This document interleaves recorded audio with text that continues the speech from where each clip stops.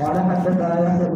قال اخبرنا عيد عن خالد عن ابن شهاب عن عروة بن الزبير عن عائشة رضي الله عنها عائشة ام المؤمنين رضي الله تعالى عنها انها قالت اول ما بدي به رسول الله صلى الله عليه وسلم من الصالح في النوم فكان لا يرى رؤيا الا كان بلد ثم حبب اليه فلا كان يخرج غيرها فيتحنث الجنون والتعبد والعلوم والتعبد الليالي والعبد قبل ان يرجع الى اهله ويتزود بذلك ثم يرجع الى مدينه فيتزود برزقها حتى جاءه الحق وهو في غار حراء فجاءه الملك فقال اقرا فقال فقلت ما لقارئ قال فاخذني فغطني حتى بلغ مني الجهد ثم ارسلني فقال اقرا فقلت ما انا بقارئ فاخذني فغطني الثانيه حتى بلغ مني الجهد ثم ارسلني فقال اقرا فقلت ما انا بقارئ قال فاخذني فغطني الثالثه ثم ارسلني فقال اقرا باسم ربك الذي خلق الانسان من علق اقرا وربك الاكرم فرجع بها رسول الله صلى الله عليه وسلم يرجوكم ادم فدخل على خديجه بنت خويلد رضي الله تعالى عنه فقال زملوني فزملوه حتى ذهب عنه الروح فقالت لخديجة وأخبرها الخبر لقد خشيت على نفسي فقالت خديجة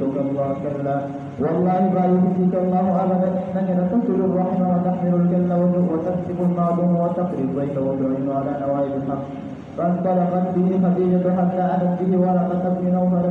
نوفل بن أسد بن عبد العزى ابن عم خديجة وكان إمام تنصر في الجاهلية وكان يكتب الكتاب العبراني فيكتب من الإنجيل بالعبراني ما شاء الله أن يكتب وكان شيخا كبيرا قد علم فجاء فقالت له خديجة يا ابن عمي اسمع من ابن أخيك فقال له ورقة يا ابن أخي ماذا ترى فأخبره رسول الله صلى الله عليه وسلم خبر ما فقال له ورقة هذا الناموس الذي نزل الله على موسى يا ليت فيه فيها جزاء يا ليتني أكون حيا يخرجك قومك فقال رسول الله صلى الله عليه وسلم أو مخرجيا قال نعم لم يأتي رجل قط بمثل ما جئت به إلا أولياء وإن يدرك يومك أن صرت نصرا وإزدرا ثم لم يكشف ورقة أن توفي وفكر الوحي قال بسم الله الرحمن الرحيم الحمد لله رب العالمين والصلاة والسلام على أشرف الأنبياء والمرسلين وعلى آله الطيبين وعلى أصحابه أجمعين. بهذا الإمام البخاري رحمة الله تعالى عليه في كتاب تدريب رواية بيان الشهود ونرسل لك إلى رواية تقرأ يقوله في درسون الشريف. قال ابن شهاب وأخبرني أبو سلمة بن عبد الرحمن أن جابر بن عبد الله الأنصاري قال وهو يحدث عن فترة الوحي فقال في حديثه بين أنا أمشي إذ سمعت صوتا من السماء فرفعت بصري فإذا الملك الذي جاءني بحراء جالس على كرسي بين السماء والأرض فرغبت منه فرجعت فقلت زملوني فأنزل الله تعالى يا أيها المدثر قم فأنذر وربك فكبر وثيابك فطهر والرجز فاهجر فحي الوحي وتتابع بذينا إمام البخاري رحمة الله تعالى عليه تدبیر فمیز روایات کی دہاوی طرف اشارت او هغه خبره مسله تاسو ته وړاندې ذکر شوې وه چې اول ما نزل من الوحي دا څه شی دی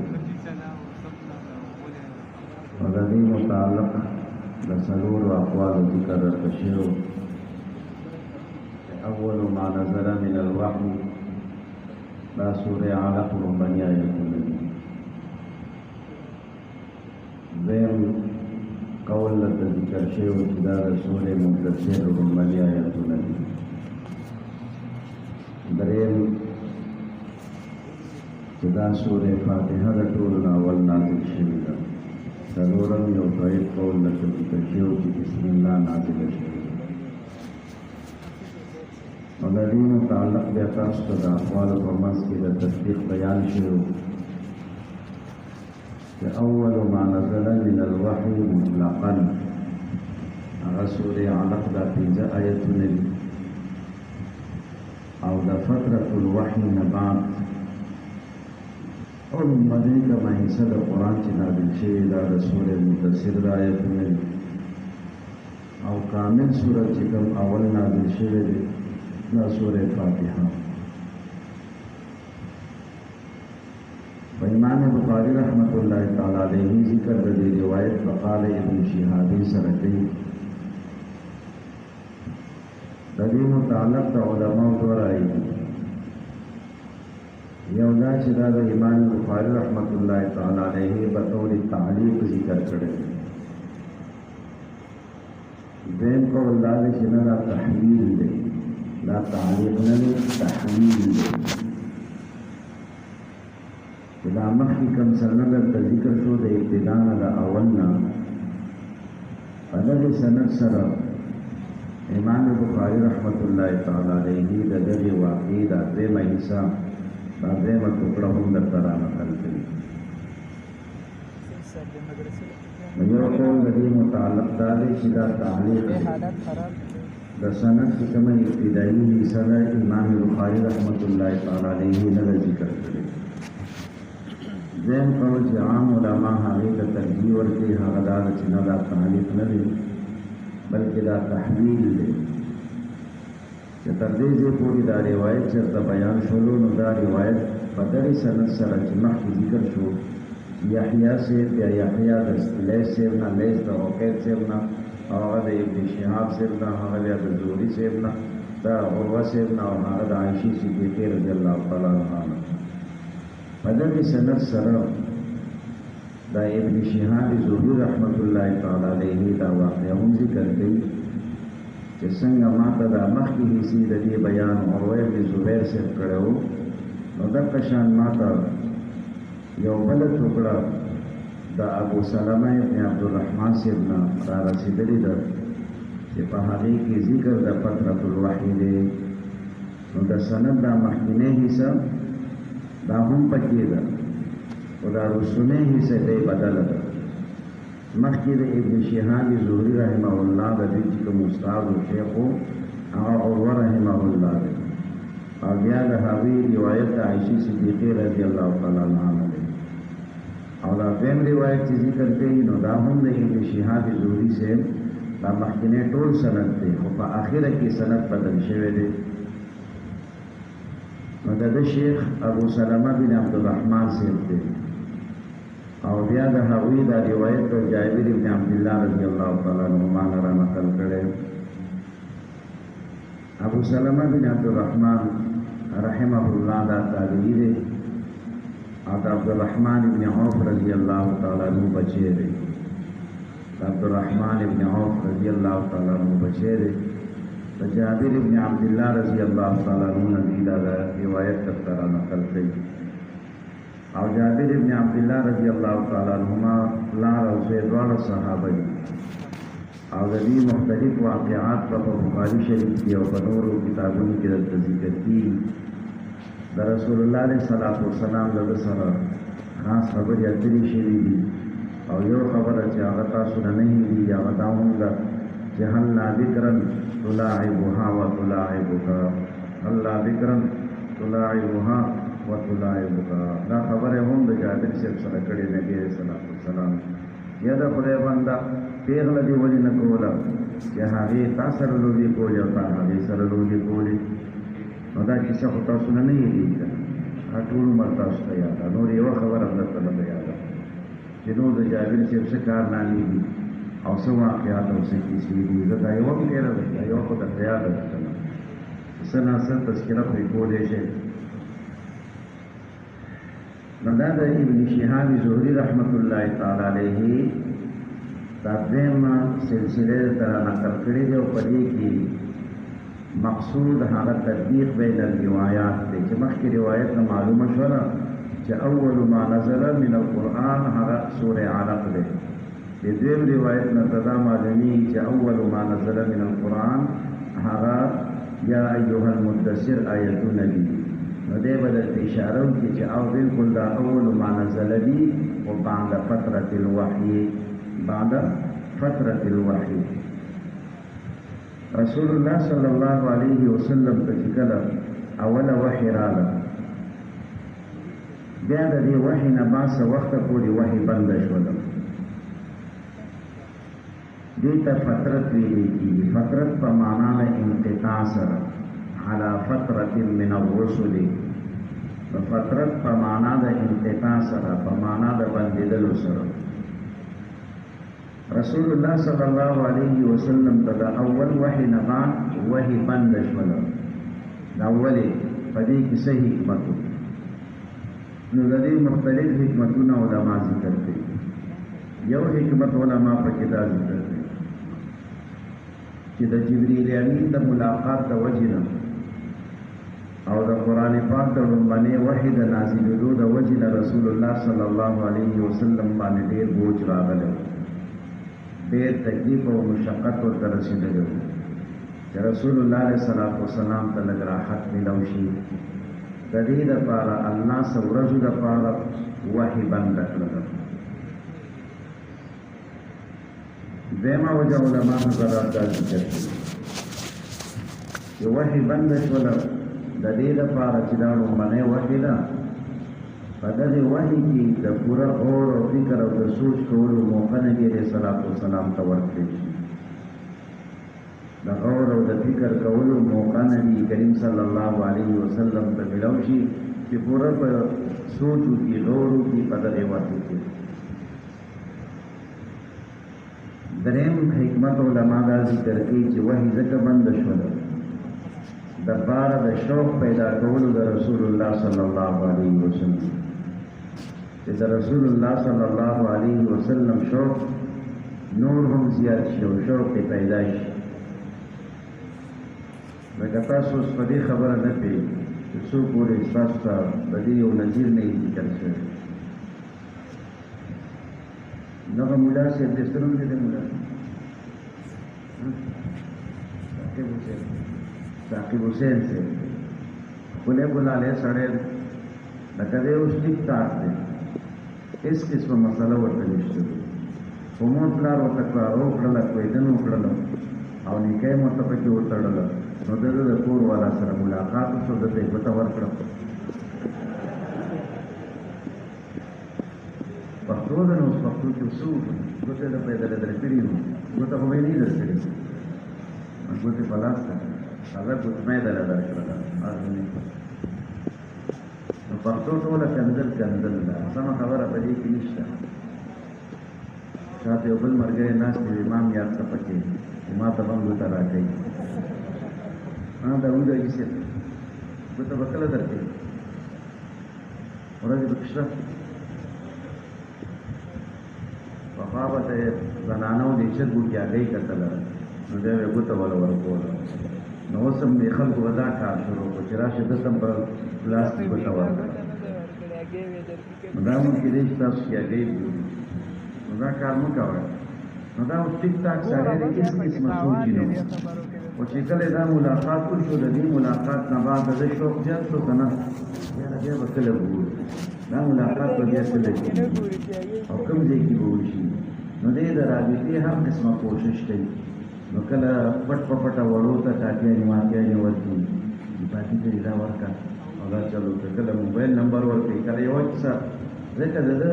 شوق ورځ په ورځ باندې زیاتېږي. نو د دې دپاره الله دا وحی بنده کړله چې د نبي کریم صلی الله علیه وسلم شوق نور هم زیات شي. او دومره د نبي علیه السلام دا شوق د وحی ته پیدا شو چې روایاتو کې راځي چې نبي علیه السلام به کله کله وکړو چې زه بس نور غر ته ځان خېږم او ځان رانړوم. نو بیا به ورته کله اسرافیل او کله جبریل امین علیهم السلام دا به ورته ظاهر شول او ورته ویل چې نه نه ګوره خیال کوه ته خو د الله رښتینی پیغمبر یې. نو تسلي به یې وشوله، بیا به راواپس شولو د زیات شوق د وجې نه چې دا وحی په ما باندې ولې اوس نه راځي. نو د شوق پیدا کولو لپاره علما فرمایي چې په دې کې دا بندش راغله. بیا سوال دا دی چې دا وحي څومره وخت دپاره بنده وه؟ د وحي د بندېدو مدت څومره دی؟ نو د دې متعلق هم اقوال د علماو مختلف. یو قول دا دی چې د څو ورځو دپاره دا وحي بنده وه، د یو څو ورځو دپاره وحي بنده وه. دویم قول دا دی چې شپږ میاشتې وحي بنده وه. دریم قول دا دی چې 2 کاله وحي بنده وه. څلورم قول پکې دا دی چې 2.5 کاله پورې وحي بنده وه.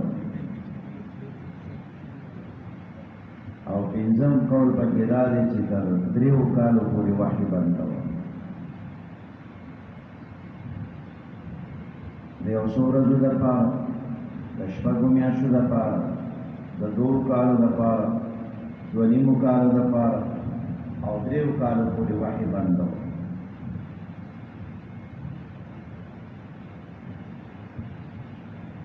رسول الله صلی الله علیه وسلم ته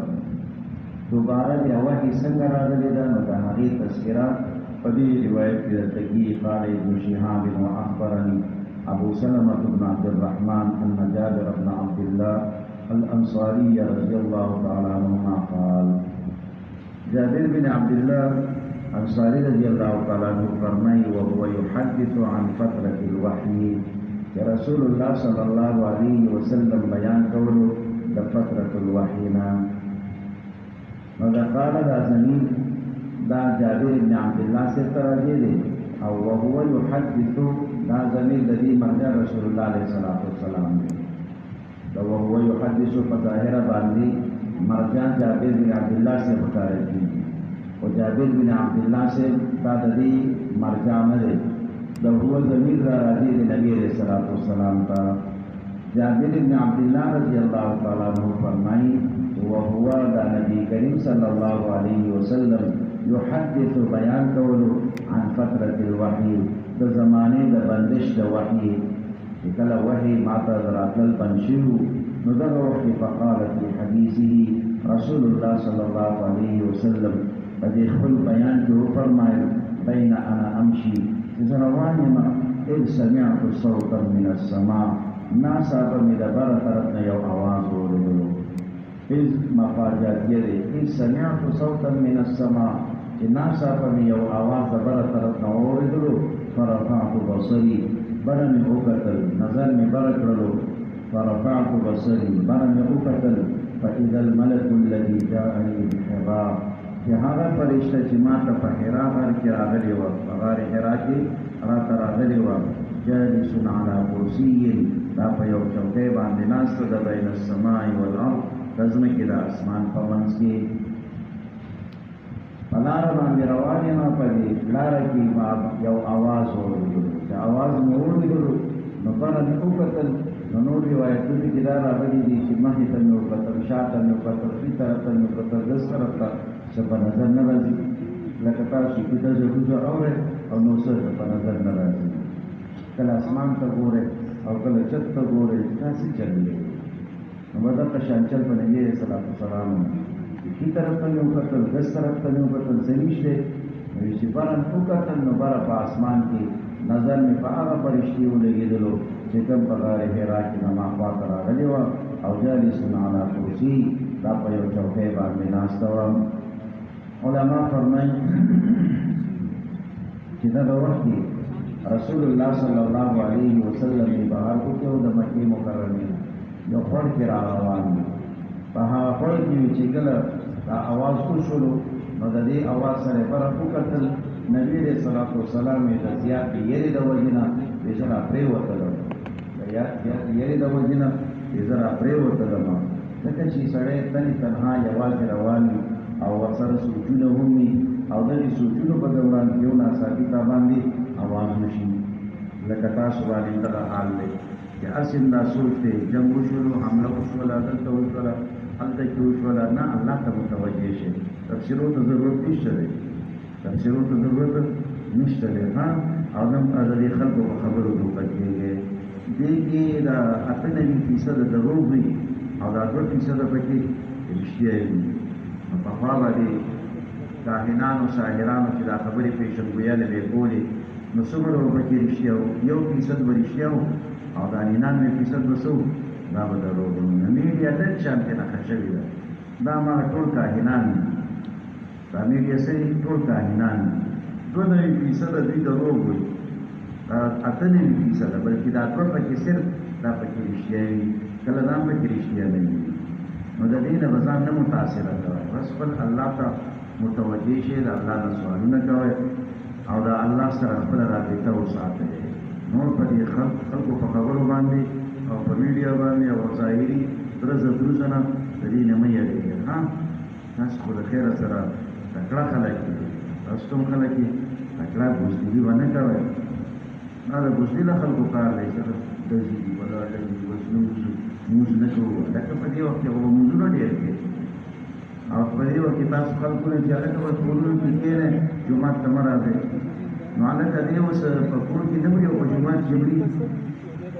هغې نه ښه دا نه ده چې په جومات کې مړ شي د کور نه په جومات ته ښه دی که نه نیسئ تیار یې لکه څوک دومره ډوډۍ به څوک خوري رزق دې لکه چې ټول راټول کړی دی لږ لږ خوره چې رزق دې له پاتې شي حاجي نو دا جبریل امین په یو ناڅاپي ورته ښکاره شولو چې ښکاره شولو ناسو په کرسۍ نو علما فرمایي چې د دې نه معلومه شوله چې په کرسۍ باندې ناسته ناجایز نه ده په کرسۍ باندې ناسته ناجایز او ناروا نه ده په کرسۍ باندې کښېناستی شي لیکن سړی تکبر کوي نو که په ځمکه پروت هم دی او تکبر پکې دی هغه ناروا دی او په یو سړی هغه بره په اسمان کې ناست دی خو تکبر پکې نشته دی بس ښه سړی دی ناست دی که نه نو تکبر دا په هر حال کې منع دی په تکبر به نه کښې نه به په کرسۍ په ناسته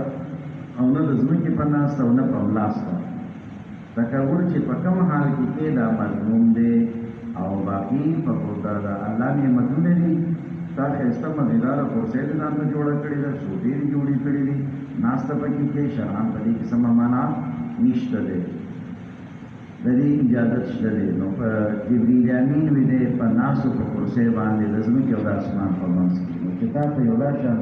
چې د فضا کې یو شی ښکاره شي او هغه په کرسۍ باندې ناست یو دومره خپل شکل وي دا په خپل شکل کې وه چې 600 وزرې دغه حالت کې نبي علیه الصلاة والسلام لیدلې ده ظاهره خبره ده چې فرعیت منه زه ترې نه ویرېدلم زه ترې نه ګبراو شوم او ډېره یېره راباندې راغله ځکه دومره لوی شکل چې 600 وزرې وي او چې کله وزرې کولو کړي نو ټول اسمان بندوي چې کله خپلې وزرې کولو کړي د اسمان بیا نه ښکاره کېږي دومره لوی مخلوق دی نو چې دومره لوی مخلوق ته په تنهایۍ کې یوازې وګورې خامخا انسان باندې یېره راځي نو فرجعت نو زه بس کور ته راغلم فقلت زملوني نو ما دې کور والا ته وویل چې په ما باندې څادر راواچوئ ما راونغاړئ په څادر کې ما راپټ کړئ په څادر کې نو فانزل الله تعالی الله جل شانه زما متعلق دا حکم راولېږلو چې یا ایها المدثر اے څادر په ځان باندې اچوونکیه تاسو ویلي دي دوه ټکي یو شعار دی دویم دفاع دی یو شعار دی دویم دفاع دی ستاسو د بدن سره چې کوم لګېدلې کپړه ده دې ته شعار ویلی کېږي لکه ستاسو لاندې د کمیس نه لاندې بنین دی نو دا بنین دا ستاسو شعار دی د دې نه بره ستا کمیس دی بیا د دې د پاسه تا واسکټ اچولی دی بیا د دې د پاسه څادر دې په سر کړی دی دا ټول په دفاع کې راځي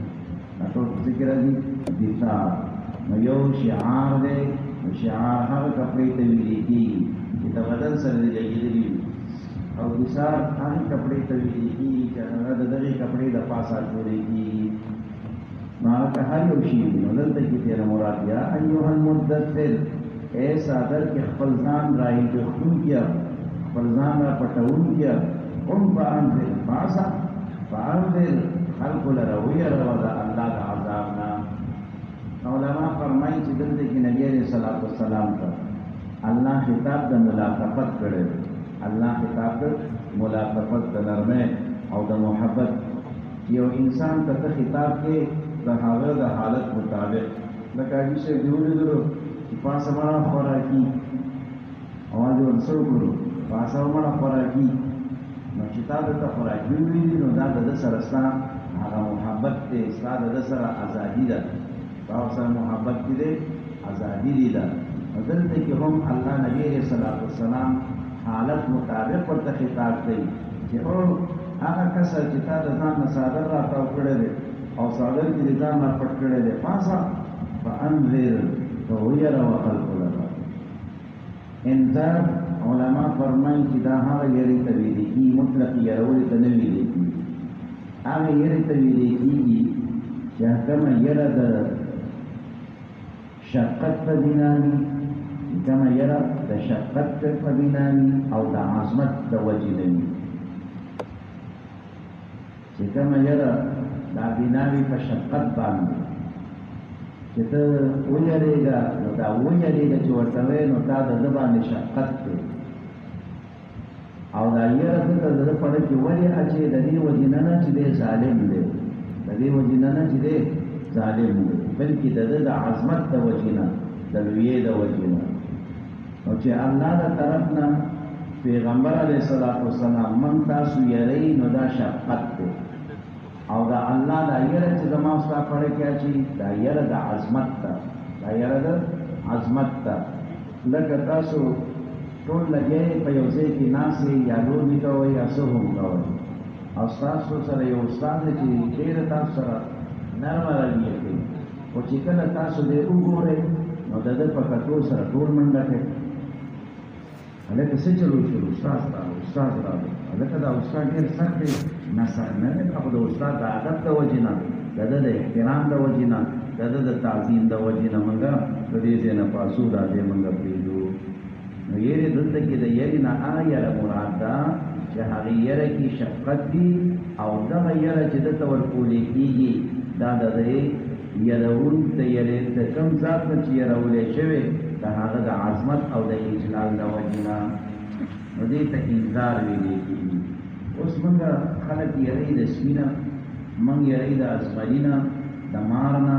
نو دغه چې کوم یره ده دا په دې بنیاد نه چې د دې پر زمون پړه کې د دې مار د عظمت ته د بڑائی ده یا د دې سپي بڑائی ده یا د دې ازمري بڑائی ده نه هغه مضر دی دا مار دا مضر دی دا رنګ سپي دا مضر دی ازمري دا مضر دی په دې بنیاد هغه نه مونږ یې دي او دا الله جل شانه یاره چې زمون پړه کې دا په دې بنیاد باندې نه چې نعوذ بالله خدای به کوم ظلم وکړي نن د دې بنیاد باندې چې دا الله ډېر شان دی دا هغه د عظمت توجینا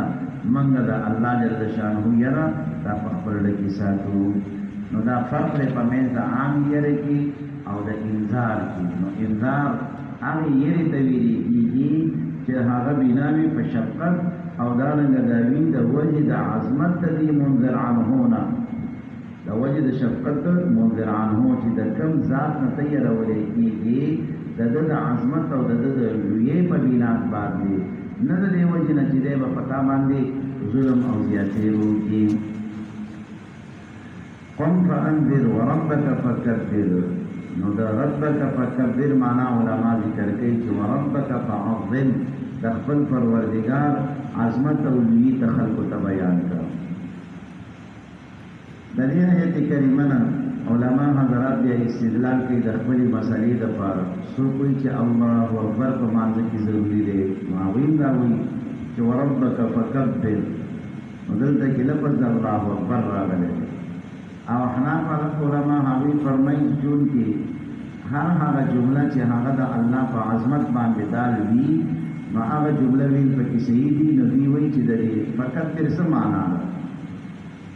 عامو مفسرین د دې معنا کړي چې ربک فکبر معنا فعظم چې د خپل پروردگار عظمت او بڑائی دا ته بیان کا خپل پروردگار عظمت او د هغه بڑائی ته بیان کا وصیابه تطهر او خپل کپڑے دی پاکي کا رسول الله صلی الله علیه وسلم ته خطاب شوی علما فرمایي چې د دې دا مطلب نه دی چې نبی صلی الله علیه وسلم نعوذ بالله جنده کپڑے ګرځېدل نه په دې کې حکم د دوام او د استمرار دی چې څنګه مخکې تا د دې خبرو اهتمام کړی آئنده هم په دغه عمل باندې برقرار اوسېږه څنګه چې مخکې په دې خبره باندې عمل و آئنده هم په دې باندې دوام او استمرار کوه. دیم د سیاق دوه معناګانې علما ذکر کوي. یو دا چې د سیاق نه مراد دغه ظاهري د انسان دا کپړې دا ترې مراد خپلې دغه ظاهري کپړې دانې صفا سوتره وساته. او دویم علما دا فرمایي چې نه د دې نه د انسان باطن مراد دی، خپل باطن دې دا پاک او صفا او سوتره کړه. او نبی علیہ الصلوۃ والسلام د دې ډول خبرو نه پاکو نو په دې کې یو طرف ته نبی علیہ الصلوۃ والسلام ته حکم د مداومت دی چې په دغه نظریې په دغه سوچ په دغه طریقې باندې قائم او دائم اوسېږه، دا عادت مه پرېږده. والرجز فهجر او دارنګه پرېږده ته بوتان پرېږده. د رجز درې معناګانې علما ذکر کوي. یو رجز په معنا د بوت سره، دویم رجز په معنا د پلیتۍ سره، او دریم رجز په معنا د عذاب سره راځي. رجزا من السماء.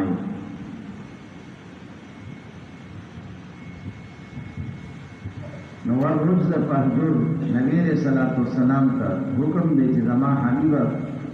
دا بوتان دا پرېږده. نبی علیہ الصلوۃ والسلام متعلق علما فرمایي چې چېرته هم نبی علیہ الصلوۃ والسلام د بوتانو تعظیم نه دی کړی.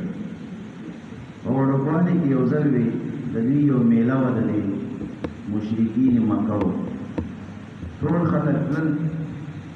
زنانه راولګېدلې، نبي علیہ الصلوۃ والسلام پسې شوې چې ته به هم راسره ځې. نبي علیہ الصلوۃ والسلام وړوکی دی خو دې نه کړو، خو دې ټول کې یتیمونو کوريانې وي نو هغې خفه کېدلې، نو د هغوی د وجې نه وې دې لاړو. چې لاړو نو هلته کې بوتانو متانو تعظیم د خلکو کولو، نو یو بل طرف ته نبي علیہ الصلوۃ والسلام یې نږدې کېدو. دې دوران کې الله جل شانه ورته یو ښکلي شکل کې یو انسان وښودلو چې هغه دې منع کړو. نبي علیہ الصلوۃ والسلام د دغه ځای نه واپس خپل کور ته راغی او ډېر د هغه په حالت کې د مشقت او د تکلیف په حالت کې دی. نو زنانو بیا ته تپوس وکړ چې څه چل وکړي، ما ته خو سره خو دا شان واقع وشوله چې زه هلته کې نږدې کېدل، د نږدې کېدو نه وړاندې ما ته یو ډېر د ښکلي شکل او صورت والا انسان هغه ښکاره شولو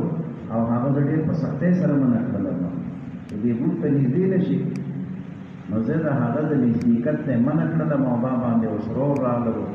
یره ما باندې راغلې ده. او انسان باندې چې کله یره راشي نو خامخا یخني پرې راځي، تبه پرې راځي. نو د نبي علیہ الصلوۃ والسلام طبیعت پرې ډېر ګډوډ شوی و. نو په زندګۍ کې نبي علیہ الصلوۃ والسلام چېرته د بوتانو تعظیم نه دی کړی، خو د دې باوجود چې نبي علیہ السلام ته حکم دی چې بوتان پرېږده، نو په دې کې مقصود دوام دی، همیشګي ده. نو والرجز فهجر، دارنګه د هر قسمه پلیتۍ نه اجتناب کوه، که هغه ظاهري پلیتي ده که باطني پلیتي ده. نو ظاهري پلیتۍ خو تاسو ګورئ چې کله په بدن ولګي، کله په کپړه باندې ولګي، د دې نه هم ځان ساتي. او باطني پلیتي چې هغه غلط عقاید دي او مضمون صفات دي، غلط عقاید او مضمون صفات دا په هغه کې پلیتۍ کې راځي. نو د دې پلیتونه به هم خپل ځان صفا سوتره ساتي. دا آیتونه په نبی کریم صلی الله علیه وسلم باندې نازل شول. فحمی الوحی، د دې نه بعد وحی ګرمه شوله. فحمی الوحی، وحی ګرمه شوله. نو دا د پښتو کې هم دا لفظ هغه چاله کوي، نن سبا بازارونه ګرم دي، نن سبا بازارونه ګرم دي، هلکه جنګ ګرم شولو، جنګ ګرم شولو. نو دا تعبیرات دا په پښتو کې هم کېږي. نو د دې نه مراد څه وي؟ ډېروالی. د دې نه مراد څه وي؟ ډېروالی، تسلسل چې پکې راشي. نو فحمی الوحی، د دې نه بعد دا وحی ډېره شوله نازلېدلې او مسلسل شوله، او بیا وحی دا شان د ډېر وخت دپاره نه ده بنده شي. وتتابع، تتابع معنا مسلسل، پی در پی د ضرورت په وخت کې دا وحی به راتلله. نو دا روایت د دې دپاره ذکر شولو چې دا کوم آیت کریمه دلته ذکر کېږي د دې متعلق چې جابر بن عبد الله سے فرمایي چې رومنه دا نازل شوه دی نو دا رسول د فترۃ الوحی نه ولی ځکه چې په دې روایت کې دا دی چې هغه فرشته چې ما ته په حرا کې راغلی و نو حرا کې معلومه ده شو چې دا فرشته یو ځل وړاندې راغلی ده چې وړاندې راغلی هو حرا وړي ده کنه وحی مخکې راوړي ده نو اول ما نزل من القرآن على الاطلاق هغه د سوره علق دا هغه آیتونه دي او اول ما نزل من القرآن بعد فترة الوحي هغه د آیتونه دي نو دې تطبیق طرف ته اشاره کول غواړي روایتونه دواړه قسمه راغلي دي ولیکن د دې دا مطلب دی او هغه مخکینی هغه مطلب دی تابعه عبد الله بن يوسف وابو صالح وتابعه هلال بن غداد عن الزهري وقال يونس ومعمر بوادره دیزه نه امام بخاری رحمت الله تعالی علیه یو اصطلاحی خبرې ته اشاره کړي هغه اصطلاحی خبره هغه ته د محدثینو په اصطلاح کې متابعه ویل کېږي دا متابعه دا دوه قسمه ده یو ته متابعه تامه ویل کېږي دیم ته متابعه ناقصه ویل کېږي یو متابعه تامه ده دیم متابعه ناقصه ده او دلته امام بخاری رحمت الله تعالی علیه ټول سورتونه د متابعه د ذکر کړي دي په دې ځای کې تابعه د دې د هو چې کوم ضمیر د مفعول دی د دې مرجع څوک دی نو د دې مرجع دا په اول د روایت کې چې کوم د امام بخاری رحمه الله استاد او شیخ ته ذکر شوی دی هغه د دې مرجع دی هغه څوک یحیی ابن بکیر تابعه دا د متابعت کړي دی د دې یحیی ابن بکیر نو د دې تابع فاعل عبد الله ابن یوسف او ابو صالح دی څنګه دا روایت د لیث ابن سعد رحمه الله یحیی ابن بکیر رحمه الله را نقل کړی دی او دا تفصیل سره را نقل کړی دی دا شاندار روایت عبد الله ابن یوسف تلمیذی او دا د ابو صالح رحمه الله هم را نقل کړی دی نو دلته کې دا متابعه د ابتدا تر انتها پورې ده دا متابعه د ابتدا تر انتها پورې نو دا متابعه تامه ده دا اول قسم او اول نوع د دې متابعه ده وتابعه هلال بن غداد عن الزهري او دا څنګه د تابعداري کړي د هلال بن غداد د زهري نه نو دلته کې د تابعه ضمیر مرجع دا عقیل کا کار دی د تابعه ضمیر مرجع دا عقیل کا کار دی نو اوس دا متابعه ناقصه ده دا د ابتدا د شروع نه ده په منځ کې دا خبره راغلې ده چې دلته د ابن شهاب زهري رحمت الله تعالی علیه یو شاګرد دا عقیل دی او هغه دا روایت ته نه را نقل کړی دی نو چې څنګه دا روایت د ابن شهاب زهري نه عقیل سے را نقل کړی دی نو دا رنګه حتی هلال ابن غداد رحمه الله دا هم را نقل کړی دی نو د ابن شهاب زهري رحمت الله تعالی علیه دلته کې دیم شاګرد د ذکر کړو چې دا هلال ابن غداد دی لکه څنګه چې عقیل شاګرد دی نو دلته کې دا متابعه ناقصه شو دا متابعه ناقصه ده د ابتدا د شروع نه د سند نه ده او دا رومنه چې کوم متابعه د عبد الله بن یوسف او ابو صالح د تابعداري متابعه معنا تاسو پیژنئ چې دبل پسې روانېدل نو د دې روانېدو معنا موافقت ده د دې معنا سره موافقت چې په دې روایت را نقل کولو کې موافقت کړي دي د دې یحیی ابن بکیر سره عبد الله ابن یوسف او ابو صالح بیا د عقیل سے سره موافقت کړي دي هلال ابن رداد د ابن شهاب زهري رحمت الله تعالی علیه نه،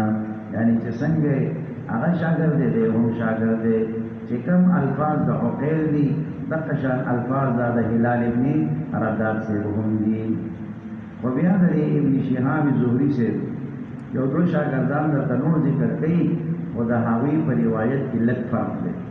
یو دو شاګردان نور ذکر کوي او د هغوی په روایت کې د دې نورو نه معمولی شان فرق دی. وقال یونس و معمر،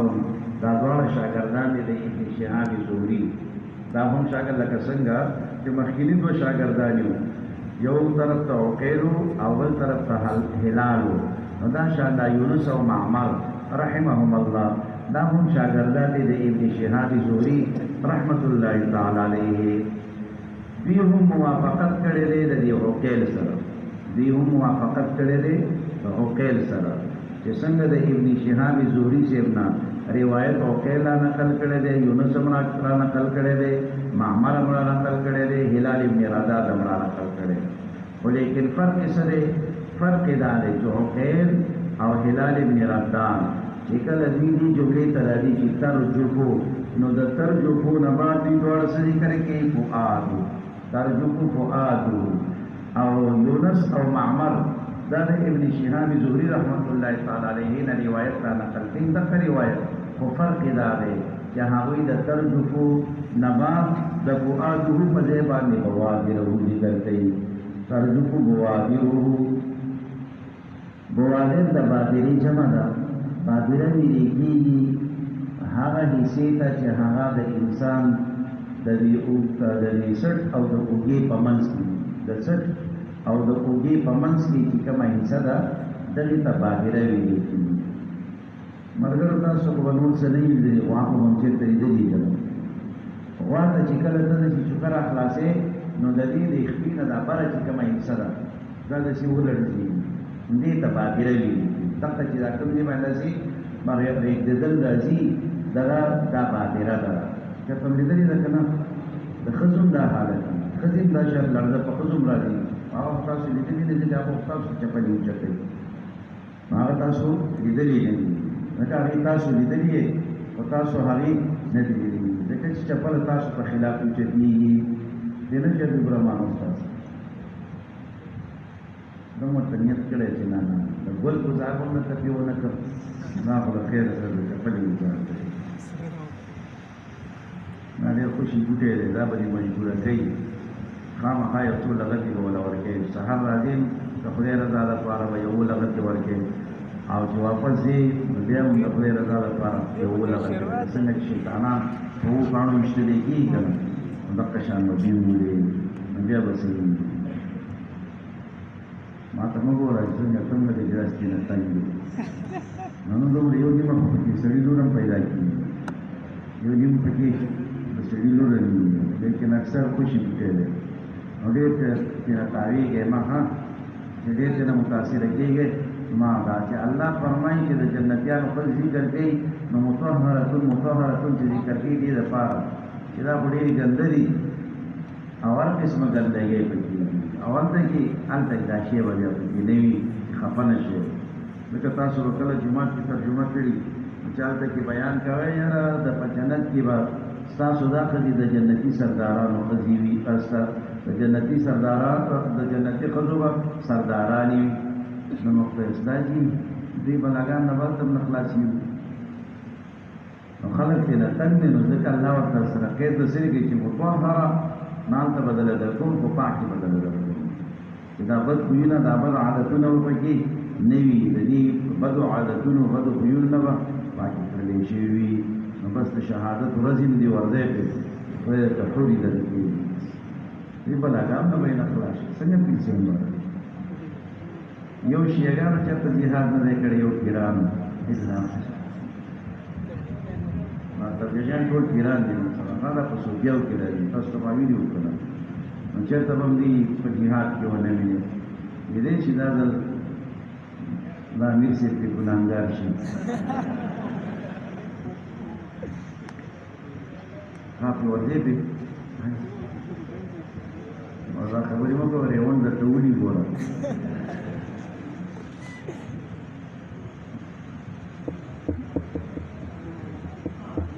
نو دلته کې دي په دې د هغه باندې د دعاء بوادر ذکر کړي نو باندې دغه تویلي کیږي نو دا حدیث د دې مناسبت د ترجمه الباب سره څه دی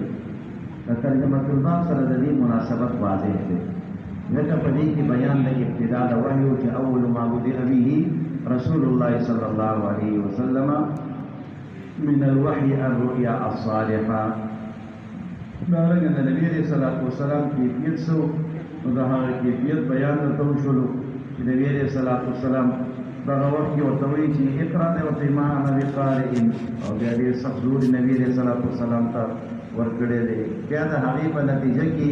نبی کریم صلی الله علیه وسلم باندې ډیر زیات روب رالو تر دې پورې چې نبی اسلام فرمایي لقد خشیت علی نفسی نو دا ابتدائی حالات ذکر دے د ابتدائی سے ذکر دے چې غار حرا کې و او دا د ابتدائی حالت نبی اسلام سو دا هغه ذکر ته پکې خوشلو نو بدء الوحی سره مناسبت 100% د دې روایت واضح ده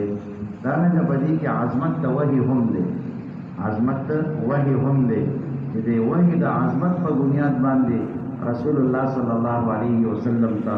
بار بار دا قطع او ارسال ورسره وشولو د دې لپاره چې نبی رسول الله والسلام دغه وحی ته تیار کړل شي او شپږ میاشتې نبی رسول الله والسلام ته مانوس کول لپاره د وحی سره خوبونه خود دې کی چې نبی رسول الله والسلام د دې وحی سره مانوس شي نو په دې کې بیان د عظمت دې وحی له نو د عظمت د وحی د عظمت بیان هم په دې کې او دارنګه په دې کې ابتدا د وحی د هغه بیان هم دی نو دا روایت دا د دې هغه سره ډېر زیات واضح دی د دې مناسبت د ترجمه الباب سره دارنګه د آیت کریمه سره هم ترجمه هغه واضح دی چې باقي انبیاء کرامو ته چې وحی راتله هغه به هم په دغه شکلونو کې و چې څنګه نبی رسول الله والسلام ته وحی راغلی دا د قشان باقي انبیاء کرامو ته هم وحی په دغه شکل او په دغه صورت کې کېدله او بیا ورسره یو اصطلاح چې هغې ته متابعه ویلې کېږي نو د هغې بیان هم درته وشولو وبه قال حدثنا موسى بن اسماعيل قال اخبرنا ابو عوانة قال حدثنا موسى بن ابي عائشه قال حدثنا سعيد بن جبير عن ابن عباس رضي الله تعالى عنهما وعنهم في قوله تعالى لا تحرك به لسانك لتعجل به قال كان رسول الله صلى الله عليه وسلم يعالج من التنزيل شدة وكان مما يحرك شفتيه فقال ابن عباس رضي الله تعالى عنهما فأنا أحركهما لك كما كان رسول الله صلى الله عليه وسلم يحركهما وقال سعيد أنا أحركهما كما رأيت ابن عباس رضي الله تعالى عنهما يحركهما فحرك شفتيه فأنزل الله تعالى لا تحرك به لسانك لتعجل به إن علينا جمعه وقرآنه قال جمعه لك صدرك وتقرأه فإذا قرأناه فاتبع قرآنه قال فاستمع له وأنصت ثم إن علينا بيانه ثم إن علينا أن تقرأه فكان رسول الله صلى الله عليه وسلم بعد ذلك إذا أتاه جبريل استمع فإذا انطلق جبريل قرأه النبي صلى الله عليه وسلم كما قرأه دې روایت کې هم لومړنی بحث هغه اجمالاً د رجالو دی اسماء الرجال ستاسو په دې حاشیه کې د ذکر شوي دي نو د دې عام علماو د دې حالات د ذکر کړي نو یو باندې کې ابو عوان رحمه الله دی دا ابو عوان رحمه الله وددن وضاح ابن عبد الله يشكري دی وضاح ابن عبد الله يشكري رحمه الله دیوی غلام او نوکرو دی غلام او نوکرو او د خپل آقا چې هغه لوی محدث دی هغه لوی محدث دی تجارت او خپل حواله کړي او چې په زمانہ کاروبار دا وته چلے نو دې یو ځل ته یو سائل راغلو چې سائل ورته وی چې ما ته په لږه څه تعاون سره کوته دا په نوکر یم دا ما سره څه تعاون وکړ نو ستا به ډېر پکار باندې راشم ډېره پیدا به درته ورسوي. نو ورته یې 2 درهم یې ورکړل، چې 2 درهم یې ورته ورکړل. هغه فقیر ملنګ لاړل او په جومات کې ودرېدلو، اعلان یې وکړلو چې الله وبخښه چې د ابو عوانه صاحب کوم آقا دی هغه خپل غلام آزاد کړو، شاه به ځان ورسوی. بیا بازار ته لاړو، په بازار کې دا اعلان وکړو. نو چې کله د رس طرف د خلک ورته راجمع شول، یو ورته وایي چې هلکه غلام دې آزاد کړو، لکه پلانکې دې آزاد کړو. نو د ده سره یره پیدا شو، لکه چېرته زه ورته وایم چې ما نه دی آزاد کړی، نو بیا خو به خلک زما په روایت اعتماد نه کوي، زما په روایت به بیا خلک اعتماد نه کوي. نو به ته وایي چې آزاد کړی نه دی. نو د دې ساحل په وجه باندې دا ابو عوانه رحمه الله دې آزاد کړلی شولو. نو دې د اول نه د اصل نه غلام دی. نو چې تاسو ګورئ دا څومره اکثریت دا چې راویان دي، نو دا اکثر غلامان دي. الله د دې خلکو رضا کاره دی. د دین کار چې الله پسې چا نه اخیستی دی؟ د غریبانانو نه. چا نه اخیستی؟ د غریبانانو نه. نو الله جل شانه په انتخاب سره دا کار کېږي. نو دا ابو عوانه رحمه الله دا د خپل شیخ نه د موسی بن ابي عائشه دا کبي محدث دی، مختصر حال درته ذکر دی. سعید بن جبیر رحمه الله دا افضل التابعین دی، دا افضل التابعین دی او ډېر لوی شخصیت دی. تاسو ته ترمذی شریف کې راشي چې حجاج بن یوسف ډېر لوی ظالم د 1,60,000 کسان، 1,60,000 کسان چې علما، طلبا، صحابه کرام دی وجلی. د ټولو نه اخرنی چې کوم د وجلی دی دا سعید بن جبیر رحمه الله دی. او ډېر اوږده واقعات د ورسره بحث مباحثې شوي دي، خبرې اترې ورسره شوي دي. دی په اخر کې د ټول نه اخرې دی وجلی، د ده نه بعد دی بل څوک نه دی وجلی. چې کله دی ووژلو، دی شهید کړلو، نو د ده د شهادت نه بعد حجاج بن یوسف هغه به ډېر زیات ګډوډ شو، خوب یې ختم شو. ده به چې څنګه سترګې پټې کړې، سعید بن جبیر صاحب به ورته په خوب کې راغلو، چې نه تپوس به یې کولو چې زه تا ولې وژلی. نو ده باندې به یره راغله، دی به بیا راپاڅېدو. نو په دغې حالت کې د ډېر زندګي خرابه شوه، ګډوډ شولو. او بالاخر حجاج بن یوسف دی هم د دې دنیا نه لاړو، مړ شولو. نو سعید بن جبیر دی هغه تابعي دی چې د ټولو نه آخر دی د دې حجاج بن یوسف زناور د لاسه دی شهید کړلی شوی دی. دا د عبدالله بن عباس رضی الله تعالی عنهما په مخصوصو شاګردانو کې دی. تفسیري روایات اکثر د عبدالله بن عباس یو امت ته را رسېدلي دي. دا د سعید بن جبیر او امام مجاهد او دا شان د نورو علماء ته خو د ده مشهور شاګردانو کې دی سعید بن جبیر رحمه الله. دته افضل التابعین ویلي چې په ټولو تابعینو کې افضل او بهترین دا دی. او شاه سعید بن المسیب ته افضل التابعین ویلي، شاه اویس قرني ته افضل التابعین ویلي. او بیا علما د دې په منځ کې تطبیق کوي، علما د دې په منځ کې تطبیق کوي چې ټول افضلواله ټول شامل دي، خو حیثیات مختلف دي، حیثیات مختلف دي.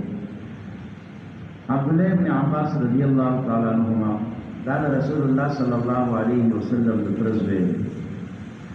او د هجرت نه 3 کال وړاندې په شیب ابي طالب کې پیدا شوی دی.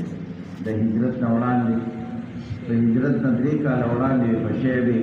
ابي طالب کې پیدا شوی دی.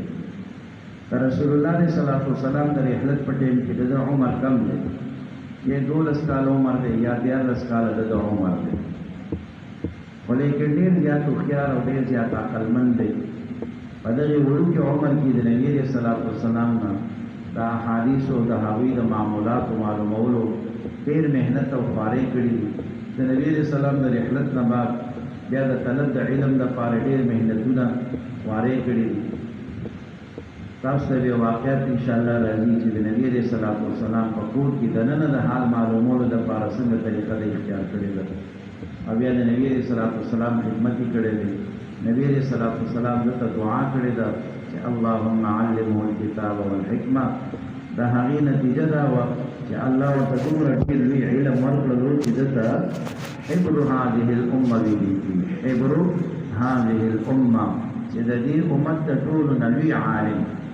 اتخذوا احبارهم ورهبانهم، د حبر جمع احبار راځي. لوی عالم ته ویلي نو دا د دې امت ته لوی عالم تیر شوی دی الله ورته ډېر لوی علم ورکړی دی او بالخصوص د قرآن انتهایی ماهر د رسول الله صلی الله علیه وسلم نه